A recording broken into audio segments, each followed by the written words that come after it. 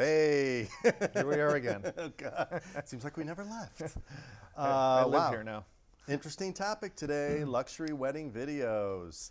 Ironically, it's something that I've never really done. I mean, maybe for, just little friend stuff. So I'm almost coming to this from a consumer point of view, which will be interesting. I got some questions for these guys.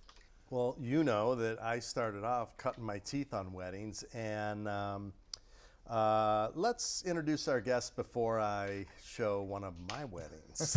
Yikes. Which is hard to believe. Adam, how you doing? How you guys doing? Good. How you doing?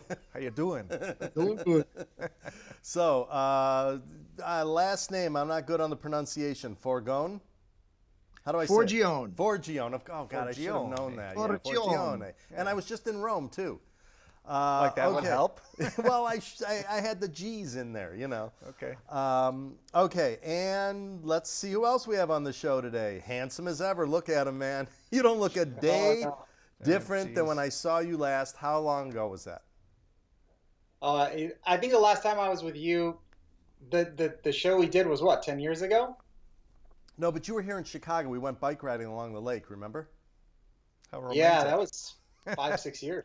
Yeah. That's Okay, Kevin Shahinian, wedding. I don't even want to call it a wedding video. We're just going to call it filmmaker extraordinaire. He's not making. What does he wedding videos. call it? Yeah, what do you call it?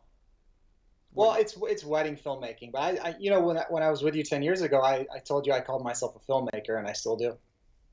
Yeah. Dude, you are. It is filmmaking. People need to go to your website and see what you do. I was trying to explain it to somebody yesterday. They're like, "Oh, what's your show going to be about?" A friend, and I was like, "Oh, it's about wedding filmmaking." They're like, "Oh, wedding videos." I'm like, "No, this dude has drones and cranes and multiple camera operators, and it's like a feature film." Right, but coming from, let's say, a consumer point of view, I might not even know those kinds of options exist. How do you even go about getting work, or do people just find you? Yeah, at this point, it's all word of mouth. People come to me, obviously. But these days, everybody has a drone. Almost everybody has a crane. The production value is insane these days. So it's a challenge every single day to kind of stand out and find work. Yeah, but it's not about drones and cranes, and we know this, and cameras and whatnot. It's all these things always exist. It's knowing how to use drones and cranes. There's a story to be told. And that's really it. It's those are just tools to tell the story. And man, when I watch your videos, it's like, they make you want to cry. That's the thing you need to do. You got to grab them people and make it emotional. And that's what I guess we're going to call luxury wedding videos. I don't really like that word, but before we get started, we completely left out Mandy. So today, no Rachel, we've got the big boss here, Mandy. Right. For people that don't know it, Mandy runs Zacuto. Yeah, pretty much. It seems like. Yeah. Jens and I just do what we're told. So anyways, Mandy, great to have you here today. Yes, it's great to be here. I'm filling in for Rachel today, so I'll be watching the Facebook chat. So give us your comments and questions, and I'll make sure that those are being fed to our guest and Stevie Jens. I think it's her keyboard I was hearing typing away there. Yeah, it's usually Rachel's, but is it still soggy by you, or are you good now? No, we are good. It's starting to feel a little bit like fall. So I'm in North Carolina. So okay, so Adam, Yes. what is a luxury wedding video? What is a luxury wedding video? Yeah. I think, it's something that it's subjective, So for me, it's the clientele that you market to, for me, and I think the big picture is that everybody starts off somewhere, and generally we all start off with a free or a cheap wedding because we don't know what we're getting ourselves into, and a lot of us have our eye on that high-end client down the road. But one of the biggest things that I've learned from the years of doing it was that, you're attracting those high-end clients by the rooms you film, the films you show them online, and the people that you network and connect with. So I think those are the three, pathways to luxury filmmaking, and everyone defines it in their own way. Okay, couple things. First off, you're shaking the desk. Might want to get your hands off there. As a filmmaker. As a filmmaker, we're talking about tools here. Secondly, this scene is beautiful. It looks like it's out of The Godfather. Right. Well, he is the Godfather. Right? Thirdly, to the control room, he is very loud in my ear. Oh, okay. Okay. He's okay in mine. Just so you know. So I want to play a little clip because I started in this business in 1979. Ew, that sounds so long ago. But I was just a kid and I shot a wedding video. And at that time, I'm trying to think of what I shot it on. I think it was VHS. And a wedding video back then was you put the cartridge in the camcorder, and well, it was a 2-piece, and it was called in-camera editing. I'd hit go, and I'd be like, okay, that's enough of that, and I'd hit go, and then that's enough of that, and at the end of the night, $175, here's your VHS tape. Let's roll that clip and see what that sort of looks like.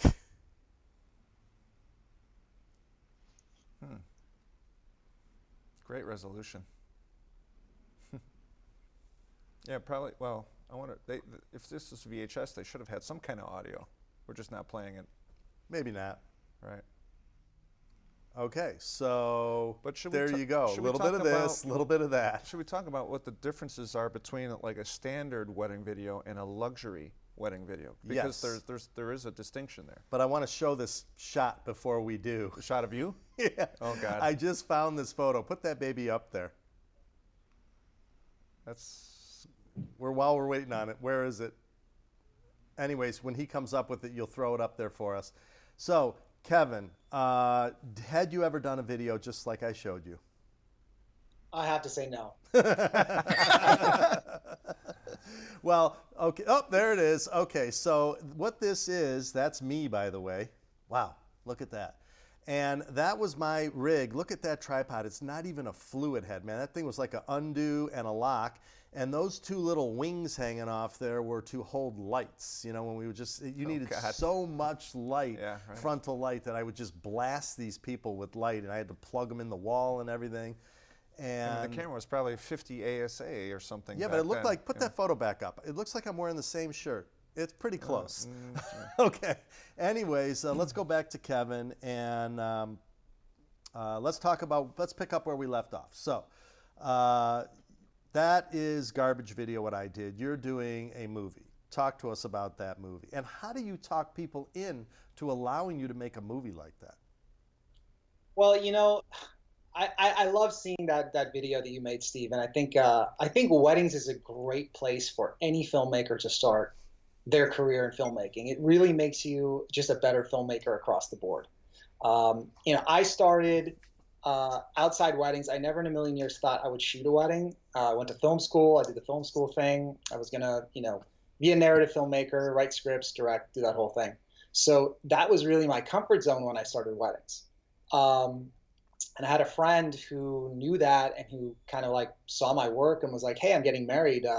Can we create a little short film? Can we do something outside the box? We did it. It kind of went viral, kind of got really popular, and that just started the whole thing. It just snowballed. So it just started a little trend back, you know, it was a lot of years ago now. And people just picked up on it and wanted to do it. You know, they saw what they saw online and wanted to do it. So it's not really something we kind of talk people into. It's more people come to us and they say, this is our story. We love your work and we want to be, you know, featured in your work. I like what you said. You said it's a good place to start. And I've said that so many times to so many, you know, you get these you know, young filmmakers, I'm going to call them filmmakers, but, you know, young kids who want to be in video. And they're like, you know, I just want to direct, you know, short films and this and that. And you know, in 100,000 times I've said to people, do weddings. Because here's the thing that you get. It's what we call the one-take environment. You got one shot at this thing, man. You can't screw it up, you know. And if you just keep doing this, especially when I did it by myself, over and over. I did several hundred of these things. You just make mistakes that you're not going to make in the future because there's a lot of pressure in this environment. And there's nothing quite like, it's like literally throwing you into boot camp and then into war. Mm-hmm. What do you think about that? Yeah, absolutely. I mean, more and more and more production companies are looking for ultra cinematic final products with skeleton crews, right? Budget's always going to be a factor. They don't want a huge crew, and they don't want a huge footprint either at these locations. So being able to create ultra cinematic work in a super high stress run and gun environment, that's weddings, right? And the barriers to entry are pretty low. So it is the perfect place to start, and it's going to make you a better filmmaker no matter where you go, whether you stay in weddings or whether you go on to bigger and better things. But again, there's a distinction we haven't really discussed yet. There's documenting a wedding very nicely, which can be done, like I had the boys here do with our HD cameras at the time. But then there's the other level that you guys take it to, where you almost create a whole drama piece that supplements it, right? Can you explain a little bit how that your menu of options are, I guess? Yeah, I mean, you know, back in the day, 10 years ago or so, we used to call them concept films. Basically, you're making a short film. You're writing a script based on the couple's story. You're creating something very, very highly polished and slick. It's staged, and usually showing it to the wedding live with all the guests in attendance. It's sort of become a hybrid these days, you know, as it's evolved. It's sort of meshed with what you said, the documentation side of things, and that's never going to go away. That's where wedding films started, as documentaries, being able to capture the event for like a historical sort of record. But what we're trying to do is, you know, put this Hollywood aesthetic on top of it so that it is engaging. It is, you know, emotional, like you said, Steve. You cry when you watch these things. We're trying to tell a story in a different way, not just, you know, here it is and here's what happened. So when was the first one of these sort of concept films made? The first one, I have no idea. I mean, I came into the industry in 2007, 2008, and at the time they were very, very popular. Now it's sort of fallen out of popularity just because people are looking to have things that are more unobtrusive in terms of like the footprints of our crews and how we do things and how you know, how much we sort of impose on their event. But they're still expecting those amazing results. They're still expecting that Hollywood production value. So it is evolving. The first one, man, I have no idea. I mean, way before I started. I know that for sure.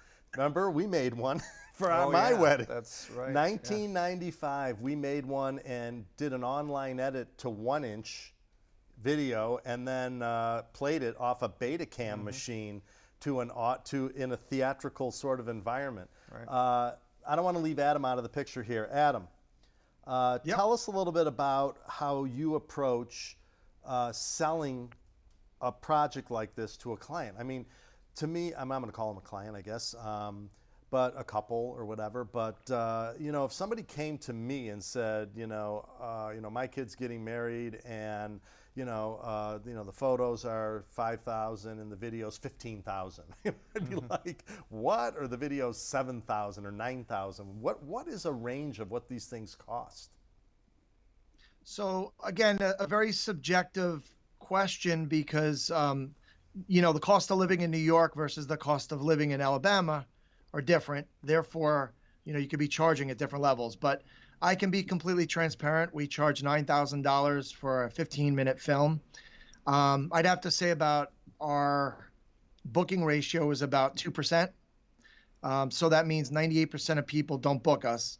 And I'd say 95% of the time it's straight out because of cost. And it's really because they see something online, they like it, they call, and they don't realize, you know, they're calling a company that, you know, charges one of the more expensive companies in the area. So, you know, I've seen, you know, $5,000, I've seen $30,000, and, you know, those ranges have even changed in regards to people saying they sell high-end or luxury films. 99% of my films are in New York. I'm from New York, so I don't do destination weddings. My destination weddings, you know, we're talking somebody's got to pay for 2 or 3 days for the crew to be out. So generally the cost is going to be close to 2 to 3 times the amount of a local wedding for me. And again, it's one of those things where, you know, it's kind of like you gotta just find people who are looking for that thing, and they know, you know, or are willing to spend a certain amount of money on it.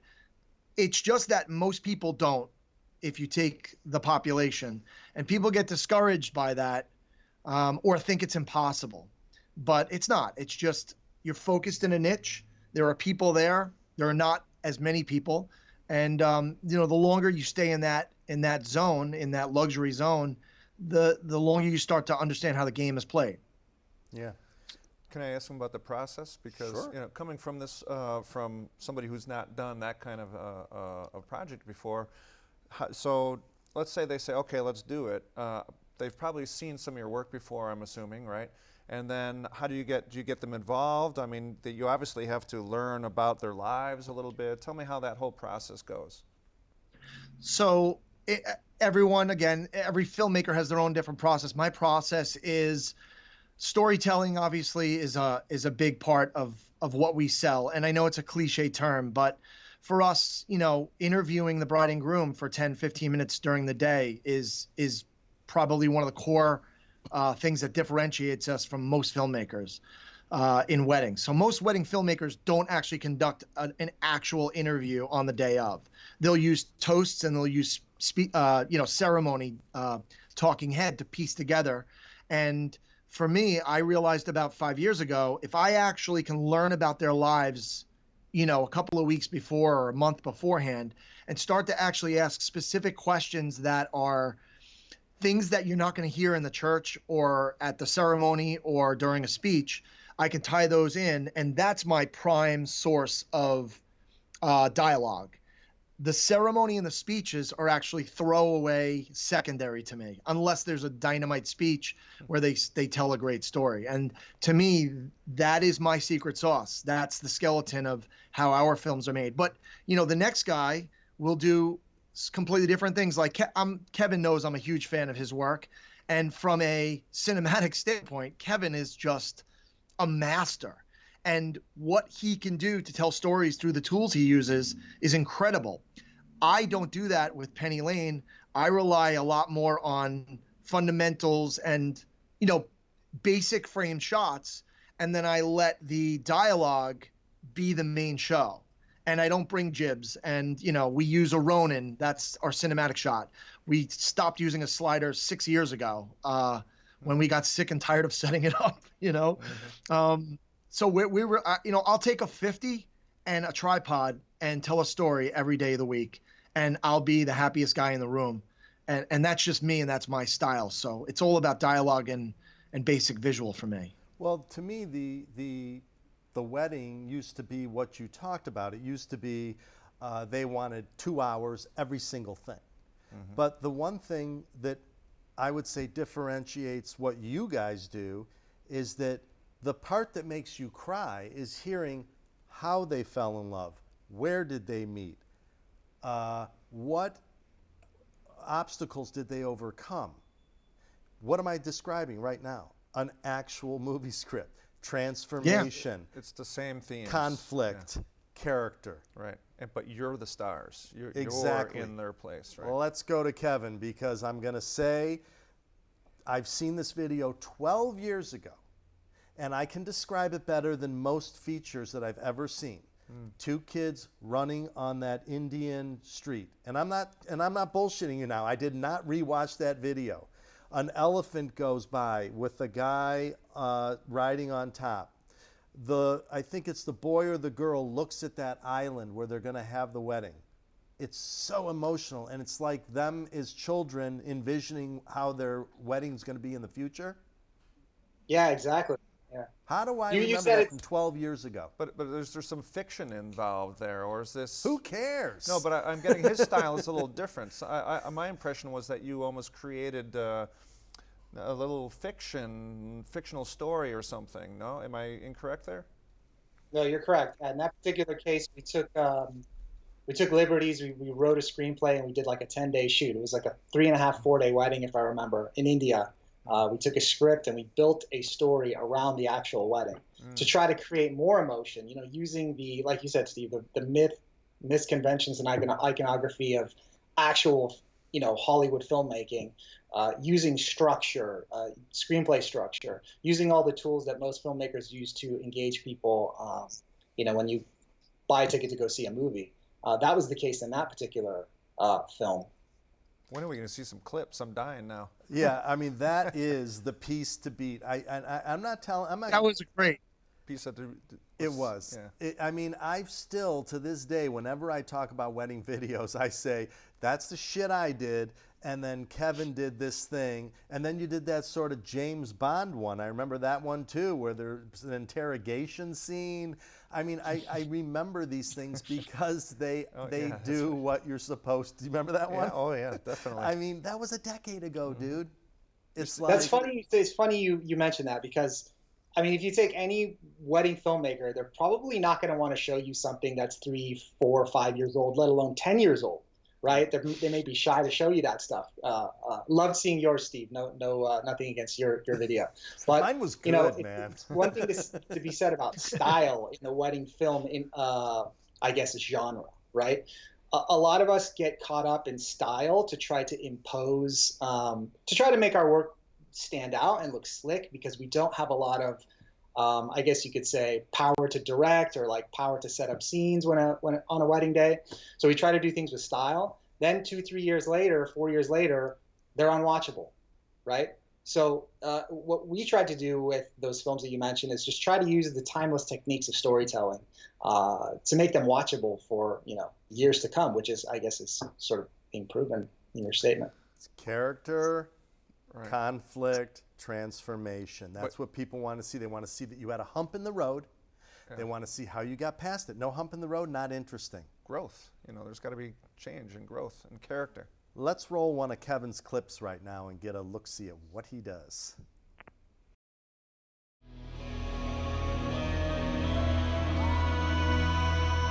Ocean, I am overwhelmed by my love for you. Today, on our fairy tale day, there are so many things I want to promise you.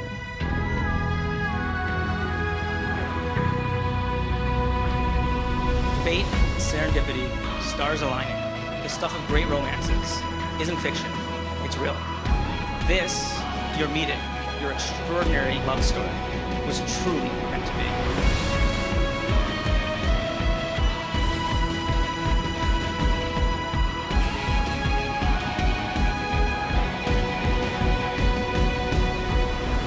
Chance brought us together, and I can't wait for all our adventures to come.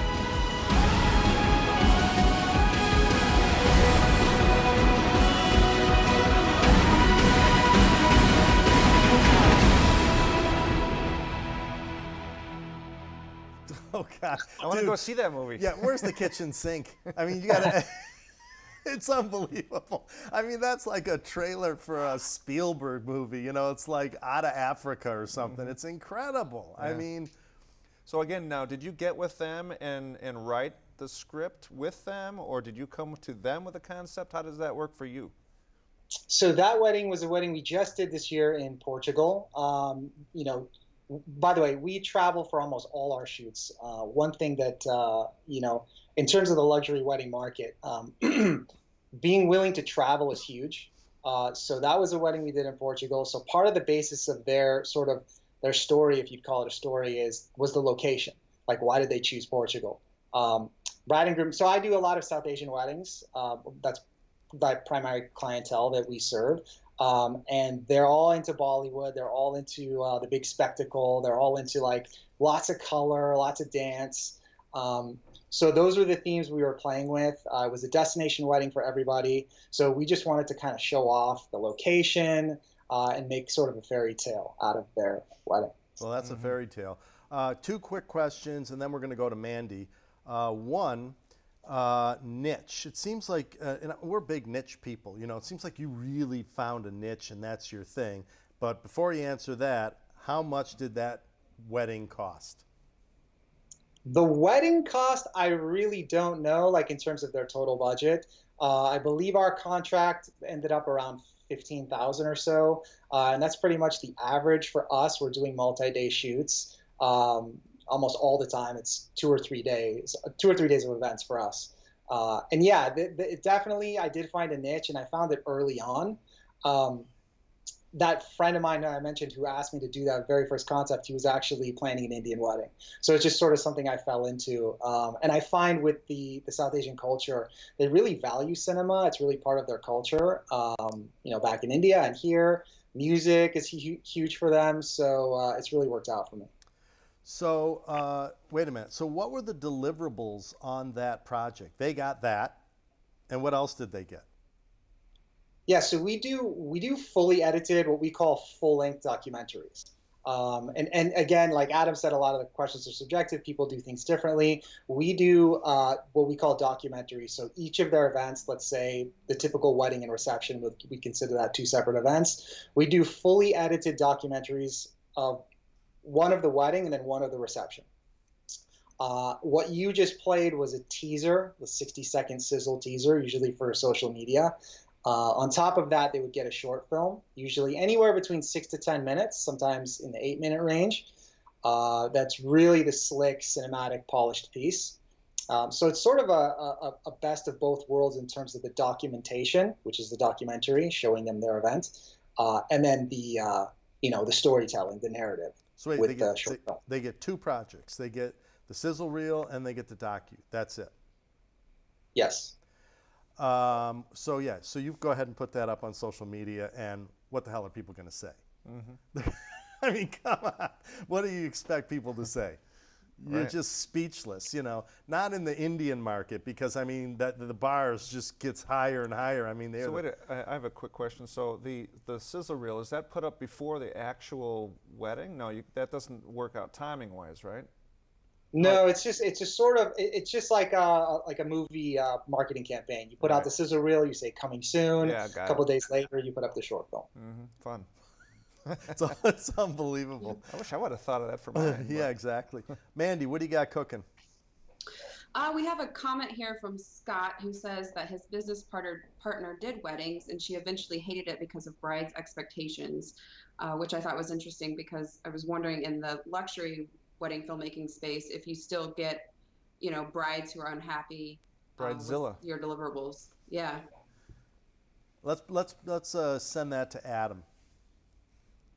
Yeah, so the simple answer is the lower end brides seem to be more of a pain in the butt, to be honest with you. Mm-hmm. They expect more, but I'm not going to say that's 100% on both ends. I think communication is the biggest thing. So you have to be smart enough to vet your own clients before you book them. And I'm sure Kevin has his methods too, but I could smell a problem a mile away, and I stay away from it like the plague.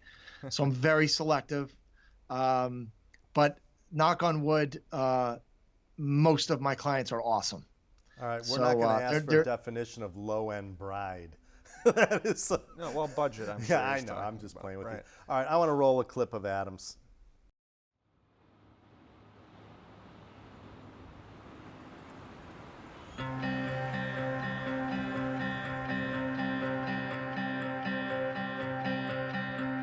I can't tell you how, hold on, overwhelmed I am at the joy of my daughter and all that is to come. Erin, you're a gem. You're so good for her. And Case, you really are so good for him. When I woke up this morning, found everything in place. I am 6 months pregnant with our little boy. We got engaged on May 22nd. We found out Casey was pregnant on June 6th. From that point on, it's just been a total whirlwind. The night before we found out, we did a conference call with Casey's parents basically to start planning the wedding for next spring. And we had to call them back the next day and fast forward that schedule about 6 months.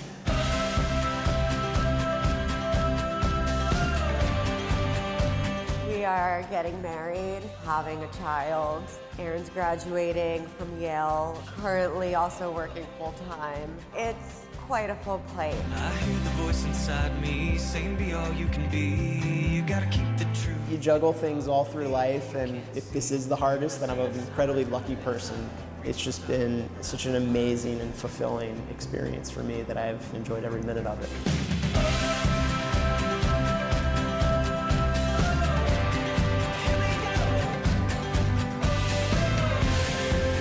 To my future grandson, there is a room full of people here who are ready to welcome you into their lives. One day when you are looking back at old videos, I hope it will be apparent how much you are loved, even before your official debut. And I have no doubt you will have the two best parents any child could possibly have. Nice. Wow, beautiful. Okay, character, conflict, transformation. You did it, man. That is a movie. Yeah, I was excited that she was pregnant. I mean, my clients know I'm a wise. I don't know. I can't curse on the show, but I have a dirty mouth. But my clients know that I'm a wise guy. And look, this is me. If I'm in the room and the phone rings during the bride prep, and there's a little stress on the phone with the mother because the flowers haven't arrived yet, I'm filming that.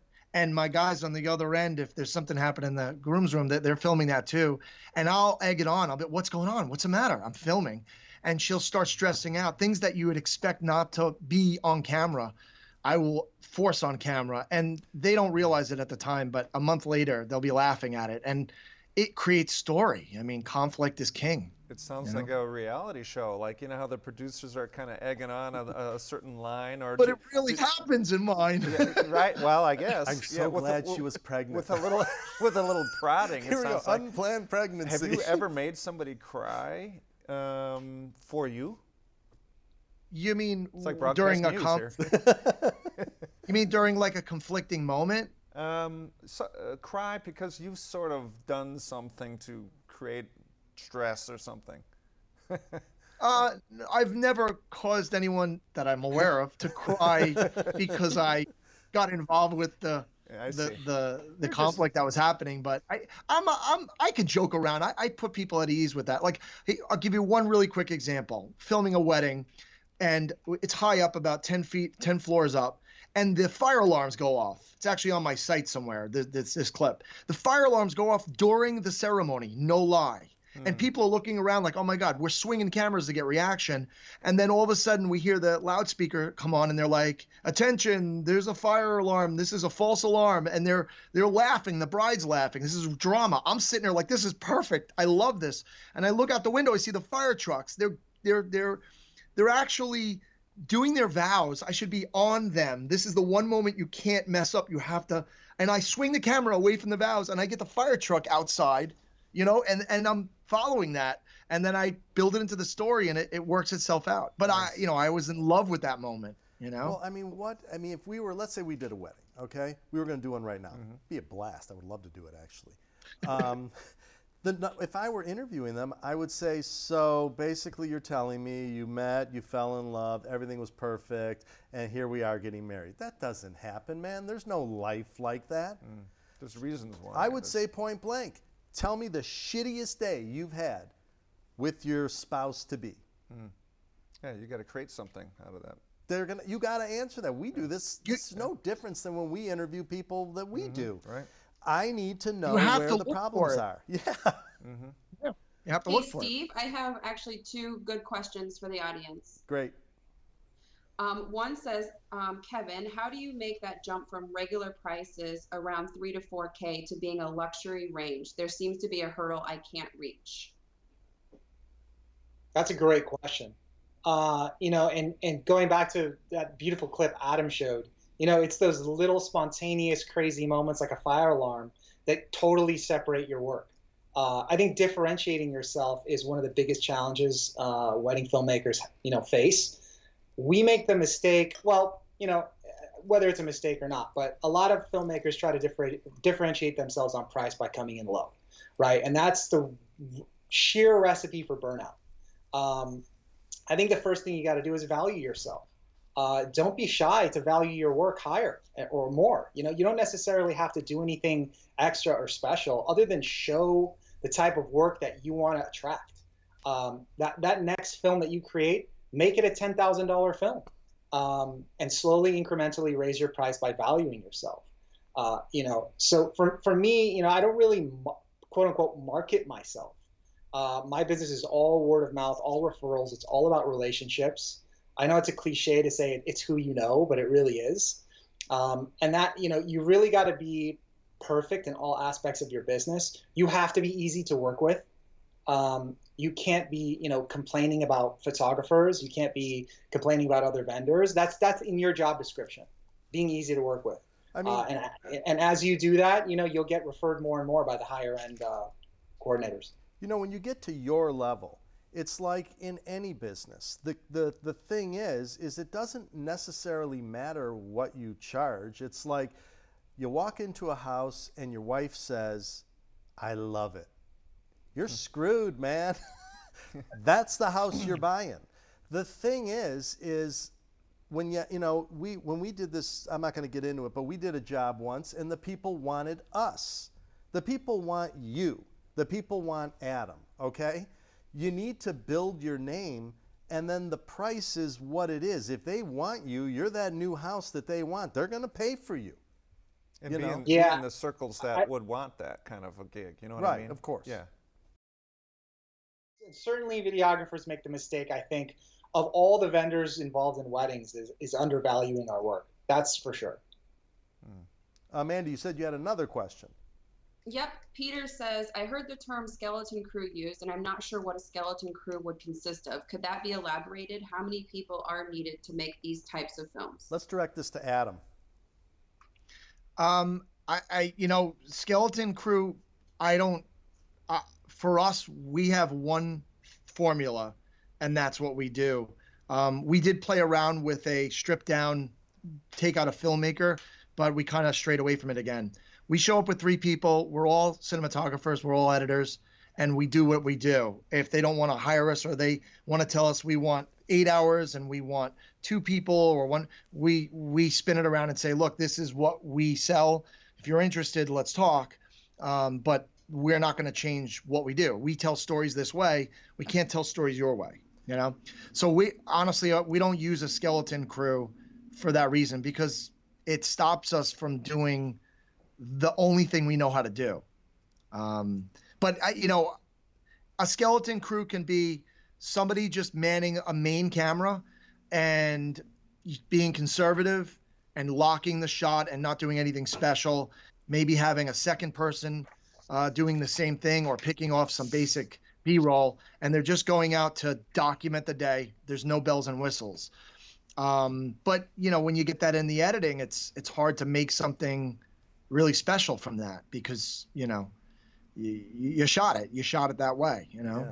Kevin, what is your normal crew size, and do you have varying crews depending on the amount of money they're willing to pay? Yeah, so my normal crew is usually, honestly, it's myself and usually one other cinematographer. I actually prefer that. It makes us more efficient. It makes us more careful in our shot selection. And I've really developed a system to create sort of very high-end production value with just myself and a second shooter. There are times, when we'll have 3 people, similar to Adam's crew size, usually on a destination wedding, or if just logistics require it. A lot of our weddings, they'll be having simultaneous activities, like 2 ceremonies happening at once. So South Asian weddings. So it's usually, does it affect price? Yes, it does, but it's not really dictated on that. It's more so like, what are we trying to achieve and what are the logistics challenges there? I remember that, like, when I started doing weddings where I was editing them, we were shooting, later I started shooting on 3/4 inch and I would edit them. It was just rudimentary cuts editing. But I would always get this request where the bride would say, can you just give me the whole ceremony? And then if we didn't do this cut down thing, but they wanted a separate tape with the whole ceremony. Do people ask you for that still? Yeah, so that's going back to the deliverables. That's the documentary. There's value in that. There's a place for that. Parents want to see that. Grandparents want to see that. If you ever want to relive every moment, you have that. So yeah, I mean, I do think there is definitely still demand for that. You know what I would say to people when they say that to me is, you think about your wedding. I don't know how long you've been married. I know how long you've been married, but I'm like, after you start off nowadays with 6,000 pictures. And I'm going to ask Mandy this question, actually. And then, 10 years later, you're down to 18 pictures.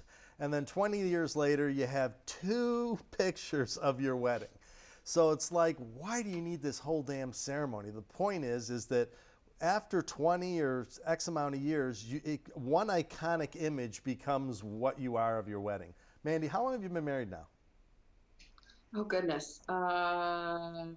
Put her on the spot, did you? 10 years. All right. Well, we're not gonna let this get out. So 10 years. How many wedding pictures do you really use? I have one on our wall, and then I have a little album that our photographer gave us. So you're down to one iconic image. So that's what I used to tell people with this whole business about shooting the whole ceremony. I'm like, you're not going to watch this whole thing 10 years down the road. I want it anyways. Mm-hmm. Well, yeah, you still want it for the historical record. I might want to watch it when I'm, even older than I am now.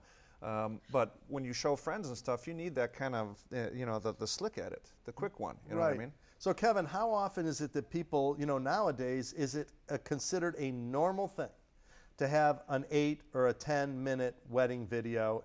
And because I know if you were to say that in the 80s, people would be like, whoa, my whole wedding is going to be condensed down to 8 minutes? Yeah, I would say most videographers, that's all they offer. Really? But do the customers freak out about that?